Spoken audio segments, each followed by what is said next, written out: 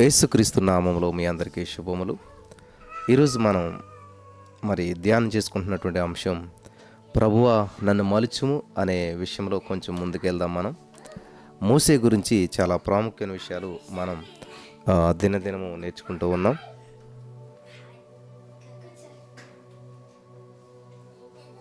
ఈరోజు ఇంకొన్ని అమూల్యమైన సత్యాలని పరిశుద్ధాత్మ దేవుడు ఆధ్వర్యంలో మనం నేర్చుకుని ఆత్మలో బలపడదాం. దేవునికి మహిమ కలుగును గాక. హల్లెలూయా. సరే, నిర్గమకాండం 2వ అధ్యాయం 5వ వచనం చదువుకొని ముందుకెళ్ళిపోదాం. ఫరో కుమార్తె స్నానం చేయుటకు ఏటుకు వచ్చెను. స్తోత్రం దేవా, ఈరోజు యొక్క వాక్య వెలుగులో మమ్మల్ని నడిపించి బలపరిచి విత్తపడిచిన వాక్యం వ్యర్థం కాకుండా ప్రతి హృదయంలో నాటబడి నూరంతల పంట అనుభవించిన కృప చూపించమని యేసు నామములో ప్రార్థించి మేము పొందుకుని ఉన్నాం తండ్రి, ఆమేన్.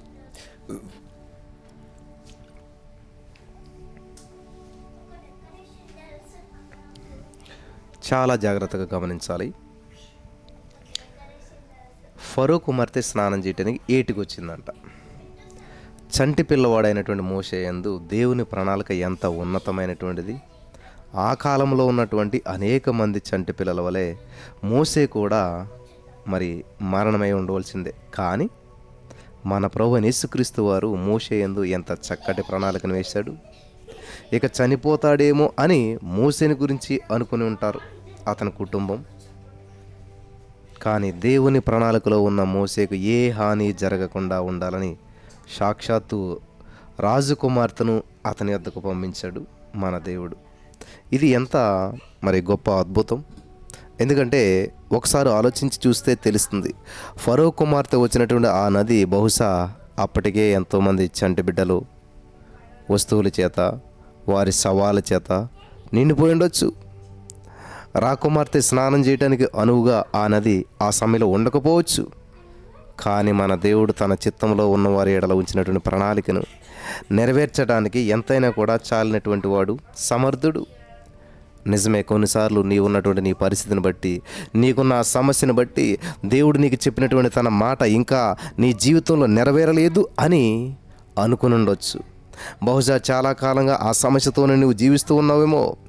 కానీ నిన్ను విడిపించడానికి యేసయ్య నీ జీవితంలో నీకు సహాయమును ఎక్కడ నుండి అయినా సరే పంపించగలడనే సత్యాన్ని నువ్వు తెలుసుకోవాలి. ఎవరి ద్వారానైనా సరే ఆయన అందించగలుగుతాడు. ఇంకా నా పరిస్థితి ఇంతే అనో, నా జీవితం ఇంతే అనో నువ్వు అనుకుంటున్నావేమో.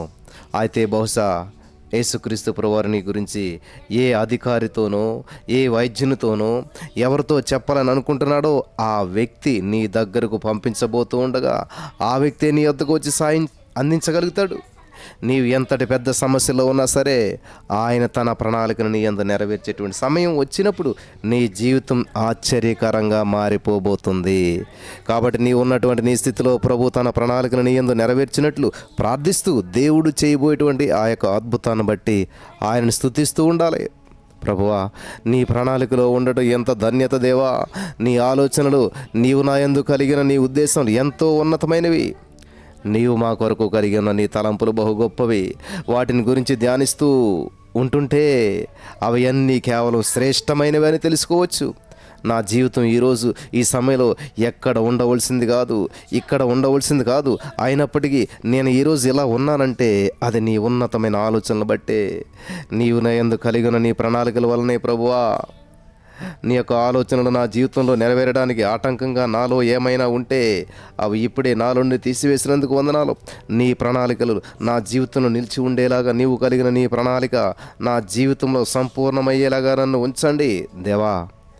నా కొరకు నీవు చేయబోతున్న అద్భుత కార్యాల కొరకై నీకే కృతజ్ఞతాస్తుతులు చెల్లిస్తున్నాను తండ్రి, ఆమేన్ అని ఈ విధంగా మనం ప్రార్థించినప్పుడు ప్రతికూల పరిస్థితులను అనుకూలంగా మార్చే దేవుడు మనకున్నాడు. హల్లెలూయా.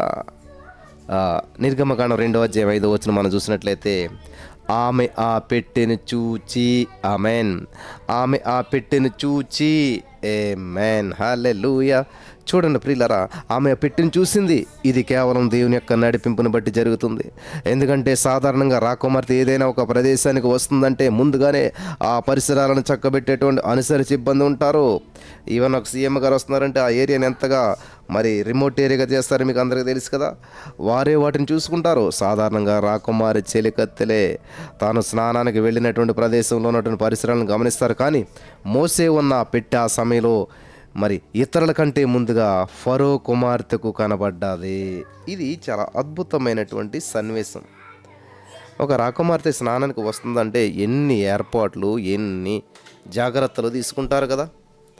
అన్ని జాగ్రత్తలు తీసుకున్నా కానీ ఎవరి కంట కనపడకుండా కేవలం ఫరో కుమార్తె కంట మాత్రమే కనపడేలాగా దేవుడు చేశాడు. చూసారా? హల్లెలూయా, దేవునికి స్తోత్రం కలుగును గాక. ఇది అద్భుతం. అయితే మీరు గమనించినట్లయితే ప్రియమైనటువంటి వాళ్ళరా, నీ జీవితంలో కూడా ఇదే సమయంలో మరి ఈ సమయంలో ఇదే జరుగుతున్నదేమో. బహుశా నీ ముందరే దేవుడు నీకు ఇస్తాను అని చెప్పినటువంటి ఆ ఆశీర్వాదం ఉంచాడేమో. లేదా నువ్వు చేసినటువంటి నీ పనిలో దేవుని ఆశీర్వాదం ఉన్నదేమో. ఎందుకని గ్రహించకూడదు? ప్రభు నీకు ఇచ్చిన అవకాశాలు నీవు సరిగా గుర్తించకపోవడం వల్లనే నీ జీవితం ఇలా ఉండిపోయిందేమో. ఎందుకు దేవుడిచ్చేటువంటి అవకాశాన్ని చూసేటువంటి చూపును నీవు కూడా కలిగి ఉండాలని కోరుకోకూడదు? ఆయన వేడుకో. ఆమె ఆ పెట్టెను మాత్రమే చూసింది. నిజానికి అది మొక్కల మధ్యలో నాచు దగ్గర ఉన్నది. ఆ పెట్టెకు చుట్టూ కూడా ఎంతో కొంత నాచుండొచ్చు. కానీ ఆమె పెట్టెను మాత్రమే చూచింది. అది ఉన్న స్థలాన్ని కాదు, అది ఉన్న స్థితిని కాదు. ఎందుకనో ఆమె మరి ప్రియులరా అవడానికి అన్యురాలు యొక్క రాజు యొక్క కుమార్తె అయినా కానీ ఆమెలో దేవుని పోలిన పోలిక ఇక్కడ కనబడుతుంది. బహుశా ఆమెలో కూడా దేవుని యందు ఎంతో కొంత నమ్మకం ఉండుండొచ్చు. ఎందుకంటే దేవుడు తన చిత్తాన్ని నెరవేర్చడానికి ప్రయత్నించే వారి ద్వారానే ఎక్కువ సందర్భాల్లో తన వాగ్దానాలు నెరవేరుస్తాడు. కాబట్టి ఫరో వంశంలో ఎంతోమంది కుమార్తెలు ఉండొచ్చు. కానీ ఎందుకు దేవుడు ఈమెకే మోసేని చూపించాడు? కారణం దేవుని చిత్తం నెరవేర్చబడుటలో ఈమె కూడా ఉపయోగపడవాలన్నటువంటి ఆయన ఆలోచన బట్టే.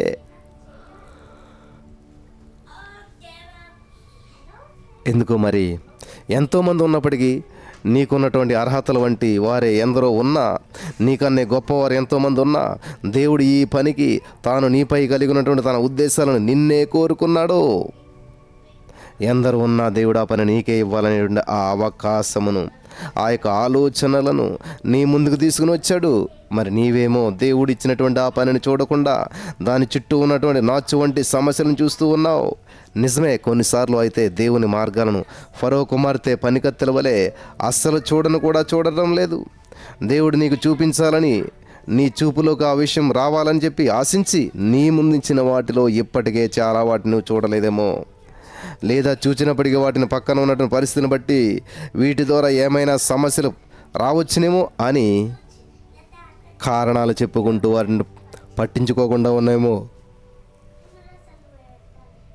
అందుకే ఇప్పుడే నీ చూపు గురించి, నీవు చూసేటువంటి విధానం గురించి ప్రభు దగ్గర మొరపెడితే ఎంత బాగుంటుంది. ఆయన మార్గాలను చూసేటువంటి కనులను, ఆయన నీ ముందునిచ్చినటువంటి అవకాశాన్ని చూసే విధానాన్ని నీవు కలిగి ఉండేలా ఎప్పటికీ ప్రార్థించాలి. హల్లెలూయా, దేవునికి స్తోత్రం కలుగును గాక. యేసయ్యా, ఇంతవరకు నా ఇష్టానుసారంగా నేను చూశాను ప్రభువా. నేను ఏమి చూడాలని ఆశించావో, ఎలా చూడాలని కోరుకున్నావో అలా చూడకుండా నీకు వ్యతిరేకంగా చేసినటువంటి నా పాపమనంతటినీ క్షమించినందుకు వందనాలు ప్రభువా. ఇక నుంచైనా నా జీవితాంతం నీ చిత్తాన్ని నెరవేర్చేటువంటి కన్నుదృష్టిని నేను కలిగి ఉండేలాగా నన్ను మార్చినందుకు వందనాలు ప్రభువా. దేవా, ఇవిగో నా కళ్ళు, వీటిని నీకు అప్పగిస్తున్నాను. వీటిని చూడాలో, ఎలా చూడాలో వాటిని అలా చూచే కృపను నాకు దయచేయండి. నీకు వ్యతిరేకమైన దేనిని కూడా ఎప్పుడు నేను చూడకుండానట్లు నాకు నీ కృపను దయచేయమని అడుగుచున్నాం తండ్రి. ఆమెన్. హల్లెలూయా.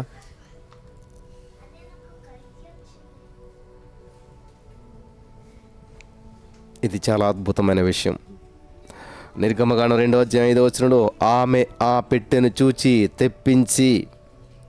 ప్రియులారా, దేవుని చిత్తంలో ఉన్న వారి జీవితంలో దేవుడు తన ప్రణాళికలను నెరవేర్చడానికి వారి చుట్టూ ఉన్న పరిస్థితులు అడ్డు కానే కావని మోసే ద్వారా మనం గ్రహించవచ్చు. బహుశా ఆ రోజు ఆ సమయానికి ఫరో కుమార్తె ఆ నది దగ్గరకు రావడం ఇది కేవలం దేవుని యొక్క మహాసంకల్పమే. నాచురో మొక్కల మధ్యలో ఉన్నటువంటి ఆ పెట్టెను చూచినటువంటి ఆమెకు ఎందుకో దానిని తీసుకోవాలని అనిపించింది. కారణం, అందులో దేవుని ఇల్లంతటిలో నమ్మకస్తుడైన మోసే ఉన్నాడు కాబట్టి. నిజానికి ఆ పెట్టెను మనం పరిశీలించినట్లయితే అది నల్లని రంగులో ఉండొచ్చు కదా, కీలు. ఎందుకంటే దాని చుట్టూ కీలు జిగటమన్ను ఉన్నాయి కదా. అంతేకాకుండా అది కేవలం ఒక సాధారణ జమ్ము పెట్టె. ఎందుకో ఇక్కడ ఫరో కుమార్తె దేవుని పోలి ప్రవర్తించినట్లుగా అనిపిస్తుంది. నల్లగా కనిపించే విలువలేని ఆ చిన్న పెట్టెను తన వద్దకు దగ్గరకు తెప్పించుకుంది. దేవుడు కూడా తనకు మురిగ్గా కనిపించే మనుషులను తన దగ్గరకు తెప్పించుకునేందుకు ప్రయత్నించాడు.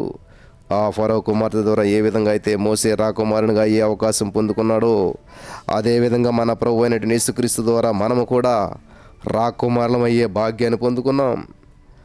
ఆమె ఆ పెట్టెను చూచి తెప్పించి. ఇక్కడ మనం ధ్యానించవలసినటువంటి అంశం మరొకటి కూడా ఉంది. ఆ పెట్టెని చూసినటువంటి ఆమె దానిని అలా వదిలేయలేదు. తన దగ్గరకు తెప్పించుకుని ఆ పెట్టెలో ఉన్న మోసేను తాను స్వీకరించింది.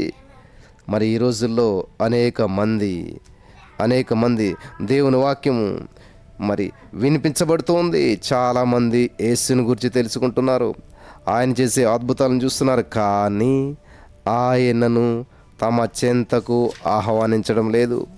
బహుశా నీవు కూడా యేసుని రుచి చూచి ఎరిగినటువంటి వ్యక్తి అయ్యొచ్చు, అయినా సరే ఇంకా నీ హృదయానికి ఆహ్వానించలేదేమో.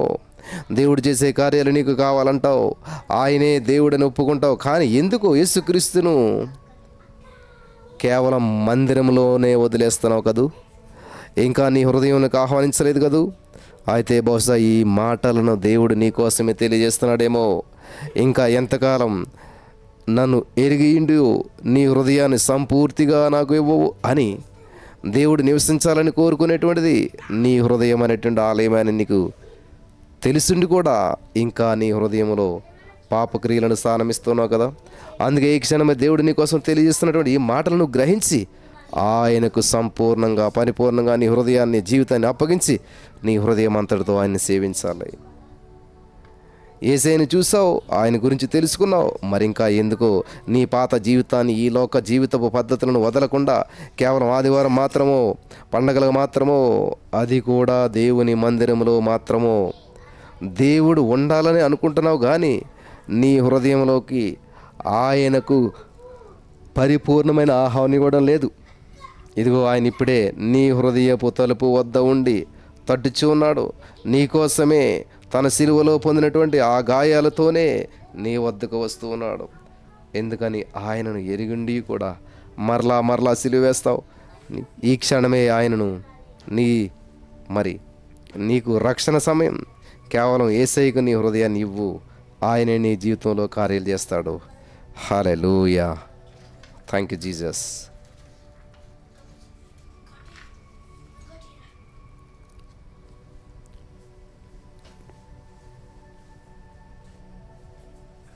నిర్గమకాండం 2:6 ఆ పిల్లవాడు ఏడ్చుచుండగా చూచి దాని ఎందుకు కనికరపడి. ఆ పిల్లవాడు ఏడ్చుచుండగా చూసి దాని ఎందుకు కనికరపడి. ఆ పిల్లవాడు ఏడ్చుచుండగా చూసి దాన్ని ఎందుకు కనికరించి. నిజానికి ఇజ్రాయేలీల ఏడుపులు వినడం ఐగుప్తీలకు కొత్త కాదు. ఈ ఐగుప్తు రాజు యొక్క కుమార్తె కూడా వారి బాధలు, శ్రమలు, ఏడుపులు వింటూనే ఉండుండదు. కానీ ఎందుకో తెలియదు, మోసే ఏడవగా ఆమె తట్టుకోలేకపోయింది. వాని ఏడుపు విన్నటువంటి ఆమెకు ఆ చింటి పిల్లవాడిని కనికరించాలనే ఆలోచన కలిగింది. దేవుని చిత్తంలో ఉన్న మోసేని చూసినప్పుడు అతని జనులను బాధపరిచేటువంటి ఆ ఐగుప్తురాజు కుమార్తెను కూడా కనికరించాలని చెప్పి అనిపించడం ఎంత గొప్ప ఆశ్చర్యం.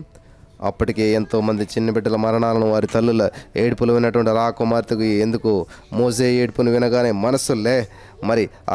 మోసే ఏడుపును వినగలిగే మనసు లేకుండా పోయింది. వినటానికి మనసు అంగీకరించలేదు. అందుకే ఆ పిల్లవాడిని తీసుకుని అతనిపై కనికరపడినట్లుగా ఇక్కడ రాయబడి ఉంది. ఇది నిజంగా ఆ గొప్ప దేవుని కార్యమే. ఒక ఐగుప్తురాలికే ఇజ్రాయేలుడైనటువంటి ఆ చిన్నవాని ఏడుపును విని తట్టుకునే శక్తి లేకపోతే మరి ఆ ఇజ్రాయేలీల దేవుడు అది విని ఇంకా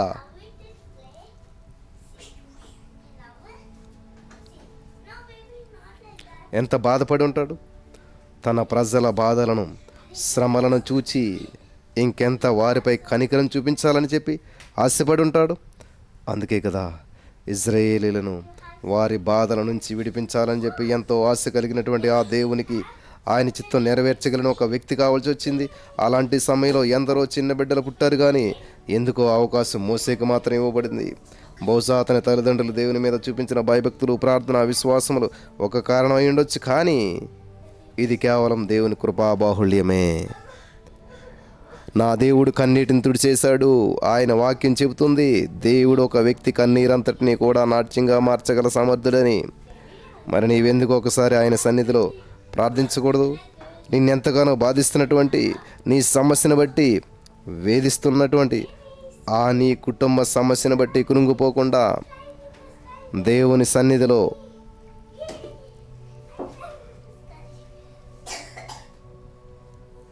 నీ బాధను చెప్పుకో. అప్పుడు ఆయన తన కనికరాన్ని చూపిస్తాడు. ఎందుకంటే దేవుని వాక్యం చెబుతుంది ఆయన కనికర సంపన్నుడు. అందుకే ఒకసారి ఆయన సన్నిధిలో నీ సమస్యను గురించి చెప్పుకో. బహుశా ఇప్పటికే నీకున్న సమస్యల గురించి, అనారోగ్యం గురించి ప్రభు సన్నిధిలో కన్నీటితో ప్రార్థించున్నట్లయితే, దేవుడిచ్చే జవాబు కోసం ఎదురు చూస్తున్నట్లయితే, దేవుడు నీ యందు కనికరించి నీ జీవితంలో తమ కార్యమును నెరవేర్చడం ఇప్పటికే ఆయన మొదలుపెట్టాడని గ్రహించాలి. కాబట్టి ఓపికతో దేవుని యందు విశ్వాసం ఉంచి ముందుకు సాగిపోవాలి.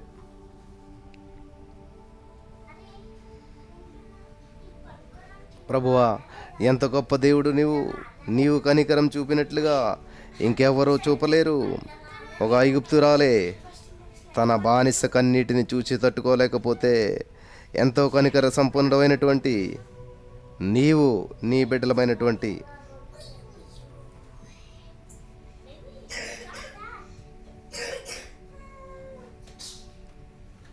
మా కన్నీరు చూసి ఎంత కనికరపడి ఉంటావు దేవా.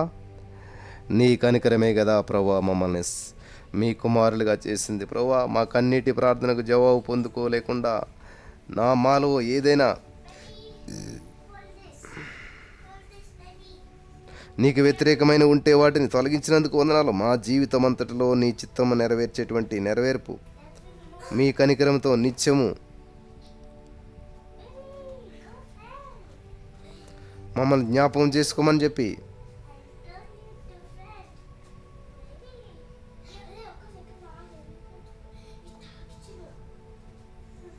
నీకు ఇష్టమైనటువంటి ప్రార్థనను మాకు నేర్పమని చెప్పి కోరుచున్నాం దేవా. హల్లెలూయా. ఈ మాటల ద్వారా పరిశుద్ధాత్మ దేవుడు మనందరినీ బలపరిచి నడిపించి స్థిరపరచును గాక. ఆమేన్.